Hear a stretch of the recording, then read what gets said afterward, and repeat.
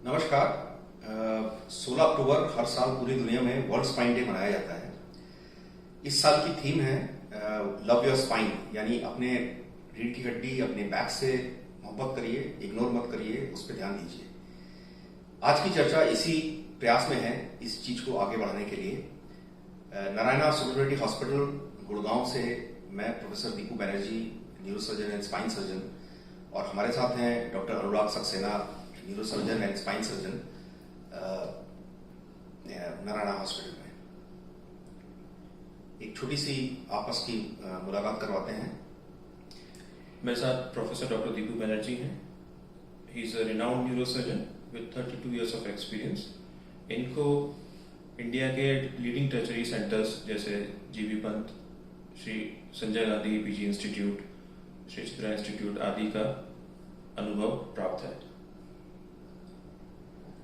हमारे साथ हैं डॉक्टर अनुराग सक्सेना। इन्होंने दिल्ली के जीबी पंत हॉस्पिटल से एमसीएच न्यूरोसर्जरी में करने के बाद ये इंग्लैंड चले गए। यूके में इन्होंने एफआरसीएस किया, 6 साल वहाँ पे रहे, और स्पाइन में फेलोशिप करने के बाद ये वापस आए हैं, और यहाँ ज्वाइन करने के पहले ये अपोलो हॉस्पिटल में इन्होंने काम किया है।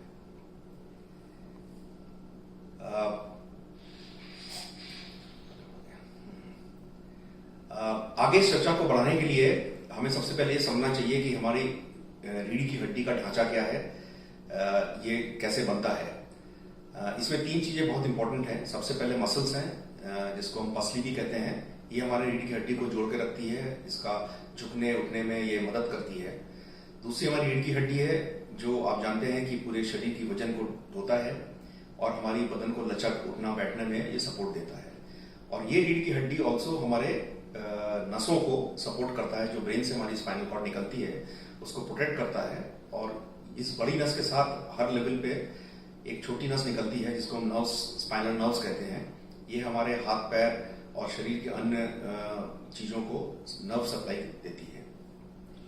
तो आपका कमर दर्द इन तीनों में से किसी भी एक चीज से या इनके कॉम्बिनेशन से आ सकता है। जब भी आप किसी डॉक्टर के पास या स्पाइन स्पेशलिस्ट के पास जाते हैं तो सबसे पहले हमारा प्रयास रहता है ये पता करने को कि आपका दर्द किस वजह से, इन तीनों में से या इनके कॉम्बिनेशन में से किन कारणों से आपका दर्द आ रहा है, ताकि हम आपका सटीक इलाज कर सकें। ये पता करने के लिए हमें आपका एग्जामिनेशन करना पड़ता है, कुछ जांचें करवानी पड़ती हैं, ताकि हम इस निष्कर्ष पर पहुंच सकें कि आपका इलाज आपके दर्द के कारण को मिटाया जा सके और आपके दर्द को ठीक किया जा सके। अब मुद्दा ये आता है कि आज के दिन में ये चर्चा होती है कि लाइफस्टाइल चेंजेस और क्या क्या चीजें हैं जो हमारी स्पाइन को तकलीफ देती हैं। ये सही है कि आज के दिन में हम लाइफस्टाइल हमारी बहुत सेडेंटरी हो गई है। मतलब हम पहले चलते फिरते जितना थे कम हो गया है। जैसे डॉक्टर अनुराग ने बताया कि हमारी स्पाइन इसलिए बनी है कि वो चले, दौड़े, भागे। इसके अलावा वजन बढ़ना, डायबिटीज होना, स्मोकिंग करना या टोबैको च्यूइंग करना, ये सब चीजें हमारी रीढ़ की हड्डी को कमजोर कर देती हैं। और जो डिजेनरेशन हमारी उम्र के साथ 60-70 साल में होती है, वो जल्दी होने लगी। 40-50 में भी हमें स्पॉन्डिलाइटिस और रीढ़ की हड्डी की तकलीफें दिखने लगी हैं। इसके साथ साथ जैसे हमारी पॉपुलेशन बढ़ रही है, तो रीढ़ की हड्डियों की तकलीफ आगे आएगी, आगे बढ़ेगी। और तीसरी चीज ये है कि ऑस्टियोपोरोसिस, जो कि हम धूप में एक्सपोजर नहीं होता है, अपनी बॉडी विटामिन डी जनरेट नहीं कर पाती है, ये भी एक प्रमुख मुद्दा है हमारी रीढ़ की हड्डियों को कमजोर होने के और साथ साथ में डिजेनरेशन या स्पॉन्डिलाइटिस होने की वजह से होने की। देखिए, जो स्पाइन है, जो हमारी रीढ़ है या हमारी कमर जिसको आप कह सकते हैं, ये हजारों साल के एवोल्यूशन से इंसान को प्रकृति ने सीधा चलना सिखाया है। खड़े होकर चलने के कारण हमारी स्पाइन जिस चीज के लिए बनी है, वो चलने के लिए, सीधा लेटने के लिए, थोड़ी देर बैठने के लिए या अपने आप को लचीलापन देने के लिए हिसाब से बनी है, लेकिन घंटों बैठने के लिए नहीं बनी है, ना ही घंटों किसी पोस्चर में, सिंगल पोस्चर में रहने के लिए बनी है। स्पाइन का गलत तरीके से इस्तेमाल, गलत तरीके से बैठना, लंबे समय तक बैठना, आजकल टेक्नोलॉजी के आने के कारण गलत तरीके से कंप्यूटर को देखना, आईफोन, आईपैड, टैबलेट्स को गलत तरीके से वॉच करना या घंटों तक वॉच करना बिना हिले डुले भी एक बहुत बड़ा कारण है आजकल की स्पाइन प्रॉब्लम्स का। अब ये क्वेश्चन उठता है कि हमें कब स्पाइन पे ध्यान दें और कब ये सोचें कि हमें स्पेशलिस्ट का जाना जरूरी है। हर बैक या हर कमर के दर्द के लिए आपको भागने की जरूरत नहीं है स्पेशलिस्ट के पास। पर कुछ चीजें इंपॉर्टेंट हैं, जैसे आपको लग रहा है कि कमर की दर्द बनी हुई है, ठीक नहीं हो रही, 2-3 हफ्ते निकल गए हैं, तो एक स्पेशलिस्ट का जाना जरूरी है। दूसरा, अगर पहली बार आपको दर्द इतनी तेज हो रहा है कि आपकी कमर बिल्कुल अटक गई है, आप हिल डुल नहीं पा रहे हैं, चल नहीं पा रहे हैं, खड़े नहीं हो पा रहे हैं, तो इस स्थिति में भी एक स्पाइन स्पेशलिस्ट से आपको चर्चा करना जरूरी है। इसके अलावा कभी भी आपके हाथ पैर में सुनपन लगे या लगे कि हाथ से सामान गिर रहा है, कमजोरी आ रही है, चप्पल पैर से निकल रहे हैं या चप्पल डाल नहीं पा रहे हैं, पैरों में कमजोरी आ रही है, या कभी बहुत स्थिति में आपको लगे कि आपके यूरिन पे कंट्रोल नहीं हो रहा है, तो इन स्थिति के कारण बहुत सारे हो सकते हैं, पर एक इंपॉर्टेंट मुद्दा स्पाइन का ही होता है। तो इसलिए आपको एक स्पाइन स्पेशलिस्ट को इस स्थिति में जरूर एक बार परामर्श करना चाहिए।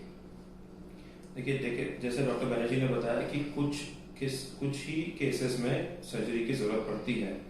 ये मान के चलें कि 90 से 95% लोगों को सर्जरी की जरूरत नहीं पड़ती है। उनको हम विशेष तरह की कसरत, जिसको फिजियोथेरेपी कहते हैं, और दवाई गोली से ठीक कर सकते हैं। लेकिन सबसे कॉमन जो सवाल हम लोगों से पूछा जाता है जब भी कोई पेशेंट सर्जरी के से ठीक होना रहता है कि स्पाइन की सर्जरी कितनी सेफ है। स्पाइन की सर्जरी करने के बाद जो कॉमन गलतफहमियां हैं कि स्पाइन की सर्जरी करा दी तो पेशेंट चल नहीं पाता है, उठ नहीं पाता है, लकवा लग जाता है, कुछ और प्रॉब्लम हो जाती है, ये बहुत बड़ी कॉमन समस्या है। ये गलतफहमी बड़ी कॉमन समस्या है। मैं आपको बताना चाहता हूँ कि स्पाइन की सर्जरी 5% लोगों में इंडिकेटेड है, लेकिन जिनमें भी इंडिकेटेड है ये सर्जरी आजकल बड़ी सेफ है। आराम से सर्जरी की जा सकती छोटे चीरे से। आजकल टेक्नोलॉजी इतनी एडवांस हो गई है कि हम बिल्कुल सूक्ष्म चीरे से बिना किसी ब्लड लॉस के या मिनिमम ब्लड लॉस के सर्जरी कर सकते हैं। कॉम्प्लिकेशन रेट्स किसी भी दूसरी सर्जरी से काफी कम हो गई हैं, और ऐसा मैंने ना के बराबर देखा है कि कोई पेशेंट स्पाइन सर्जरी के बाद चल नहीं पाए या उसको कोई मेजर प्रॉब्लम हो सके। अभी एडवांसमेंट के साथ में surgery has become very very safe. Nowadays we do something called as minimally invasive spine surgery या सूक्ष्म या छोटे चीरे से सर्जरी। इसमें हम केवल स्किन पे छोटे से चीरे से बड़े बड़े स्क्रूज और बड़ी स्पाइनल सर्जरीज कर सकते हैं। कॉमन आपने सुना होगा स्लिप डिस्क करना, ये हम छोटे से चीरे से ट्यूब डाल के या एंडोस्कोप या दूरबीन द्वारा, ये माइक्रोस्कोप के द्वारा, विभिन्न टेक्नोलॉजीज की मदद के द्वारा छोटे चीरे से बिना किसी तकलीफ के निकाल सकते हैं। कई बार पेशेंट को सर्जरी वाले दिन या उसके अगले दिन डिस्चार्ज कर दिया जाता है और वो अपनी दिनचर्या कुछ दिनों में वापस से नॉर्मल चालू कर देता है। तो सर्जरी बहुत सेफ है। कभी भी आपको ऐसा लगे कि इंडिकेटेड है सर्जरी तो हमें कृपया उससे घबराए नहीं, उसके बारे में पूरा समझें अपने डॉक्टर से, तभी आगे डिसीजन लें। अब आपके दिमाग में ये प्रश्न जरूर उठ रहा होगा कि हमें क्या करें कि हमें स्पाइन की तकलीफ ना हो, क्या करना चाहिए क्या नहीं करना चाहिए। सबसे जरूरी है कि फिजिकल एक्टिविटी थोड़ी बहुत जरूरी है, वो करते रहिए। पोस्चर करेक्शन, आप जब बैठे हैं तो कैसे बैठे हैं, चेयर पे बैठे हैं, बीच में सपोर्ट देके बैठे। आजकल टेंडेंसी है कि बिस्तर में बैठ के खाना पीना और टीवी देखना और लैपटॉप करना, तो वो एक जो पोस्चर है वो काफी रीढ़ की हड्डी को स्ट्रेन देता है। इसके अलावा अगर आप रेगुलर वेट लिफ्टर या उस तरह के काम नहीं करते हैं, हेवी वर्क नहीं करते हैं, तो अचानक झुक के वजन उठाना एक बहुत बड़ा कॉमन प्रॉब्लम है, जिसकी वजह से लोग आते हैं हमारे पास कमर दिखाने के लिए। तो झुक के कुछ भी मत उठाइए, बैठ के उठाइए, कमर पे या पैरों पे, घुटनों पे जोर देके बंद करके उठाइए, झुकिए नहीं। और जैसे कार आप चलाते हैं, तो कार चलाते वक्त जो ड्राइवर है, एटलीस्ट आपका ड्राइव कर रहे हैं, तो आपकी सीट थोड़ी आगे होनी चाहिए, जिससे आपका जो पूरा एक्सीलरेटर या ब्रेक पे आपका पैर पड़ रहा है वो नी या एंकल के लेवल पे स्ट्रेस पड़े, कमर पे ना पड़े। तो ये कुछ चीजें हैं, ये आपको डेली लाइफस्टाइल में अगर आप करेंगे तो आपको कमर की तकलीफ नहीं होगी। कुछ कसरतें आप कर सकते हैं जो आपको रेगुलर डे टू डे व्यायाम करने से, योगा करने से, स्ट्रेचिंग एक्सरसाइजेस करने से, अगर आप स्विमिंग करते हैं तो बैक स्ट्रोक करने से काफी आपकी कमर की मांसपेशियां मजबूत होती हैं और वो कमर दर्द को ठीक करने में बहुत ज्यादा लाभकारी है। ये सब एक्सरसाइजेस रेगुलर बेसिस पे करना जरूरी है। आपको कमर दर्द होगा, उसके बाद अगर आप एक्सरसाइज चालू करेंगे तो उसका फायदा उतना नहीं मिलता जितना कि आप रेगुलर एक्सरसाइज करें और कमर दर्द को ना होने दें, उससे फायदा मिलता है। तो हमारी एडवाइस ये रहती है सारे मरीजों को भी और जनरल पब्लिक के लिए भी कि रेगुलर व्यायाम करें, अपनी कमर का ख्याल रखें ताकि कमर दर्द की नौबत नहीं आए। नौबत आने पे भी कुछ ऐसी कसरतें हैं, एक्सरसाइजेस हैं, फिजियोथेरेपी में भी हैं, योगासन में भी हैं, जो आप कर सकते हैं और उनसे आपको काफी बेनिफिट मिल सकता है। आखिरी में हम एक छोटा आपको आखिरी चीज पे बताना चाहते हैं। बच्चों में स्पाइन की प्रॉब्लम के बारे में ज्यादा बातें नहीं होती हैं, लेकिन मैं आपको बताना चाहता हूं कि ये जरूरत से ज्यादा कॉमन हो गया है आजकल के दिनों में। बच्चों में स्पाइन की प्रॉब्लम क्यों होती है?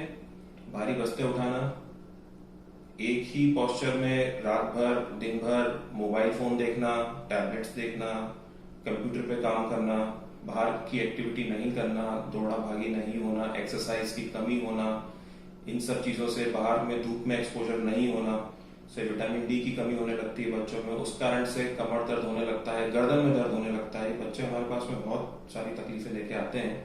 कई बार वो बता नहीं पाते कि उनको तकलीफ है या उनको कमर में दर्द है या गर्दन में दर्द है।